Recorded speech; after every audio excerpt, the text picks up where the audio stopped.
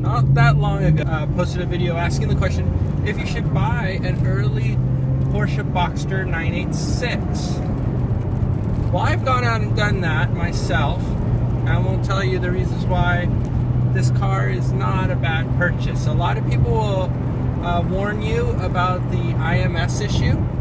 That's the intermediate shaft bearing, which when that goes wrong, it is really bad. I mean, you got to get a new engine pretty much. The thing about it is that when it goes wrong, it destroys your engine. But there's only a small percentage of cars that are actually affected. So, especially before 2000. So like, this is a 99, and the 1999 cars have a slightly different bearing design, which is essentially a double bearing. So it's less prone to breakage, according to the lawsuit against Porsche. It's only like 0.2% of these cars. After 2000, it goes up to like 10 or 20%, depending on the estimate. This issue also shows up usually before 50,000 miles. So if you buy a car, you don't necessarily want to buy the lowest mileage car. Now, specs on this car, you have 201 horsepower, 0 to 60, it's about 6.7, although magazines of the time got it down to 6 flat. And you got a very nice mid-engine, well-balanced car. In fact, we filmed an SLK 250 for an up-close and personal not that long ago, and the specs were pretty much the same for that brand new SLK 250 at $43,000 as they are for this 1999 Porsche Boxster.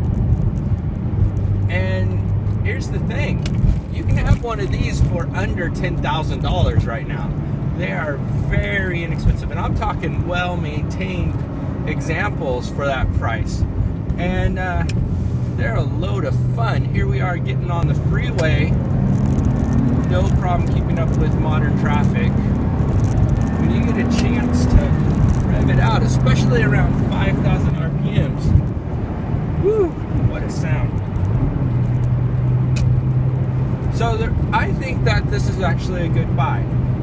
Under $10,000, it's a lot of car. Now, there are some things that you have to think about. And one of the biggest ones is repair costs. Anytime you buy a Porsche, buy a well-maintained one. Buy one that someone else has put all the time, money, kept it serviced. Otherwise, this thing could cost you a fortune after you buy it. Yes, the initial price is cheap, but if you buy a bad one, it's just going to eat your wallet away. But driving one of these, there's not much like it, not for the price. For under 10 grand, you get a flat 6 engine that has a great sound, great feel. It's right behind your head, so it's an exotic feeling car, and yet the price is, in today's dollars, is nothing.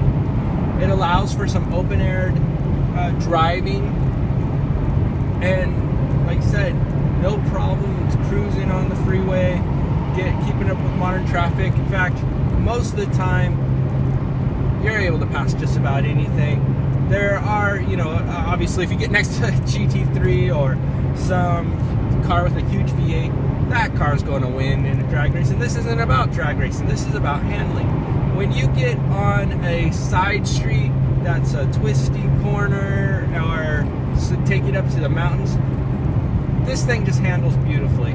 It's a lot of fun. Great if you want to autocross.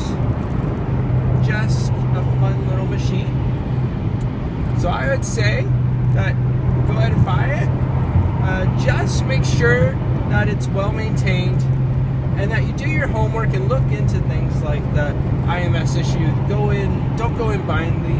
There's a lot of the cars that have already had a retrofit, because there is a newer part that is available that helps fix the IMS issue. And lessens the chance of it happening by quite a bit. And so getting that, if that's already been done on a car, that is well worth a few extra dollars. Also, make sure you can do, it's a good idea to do some of the maintenance yourself to save some money. So oil changes, for instance, very easy to do in the car. You just back it onto a ramp. There's a few, it's pretty much the same as another oil change once you do that. Not too tricky, but get into the engine, it takes a few additional steps. So anyways, I recommend you buy it. I've been driving it now. This is a great car to drive. It's lots of fun. And yeah, if you got 10 grand and you're looking for a fun little sports car that has plenty of pep, great handling, and has that the look of something like a Porsche, and when you tell someone you have this, they think all of a sudden you spent at least $60,000. Even if it's well maintained, they'll think you spent about that, even though you only spent 10 or less. So it's a good buy.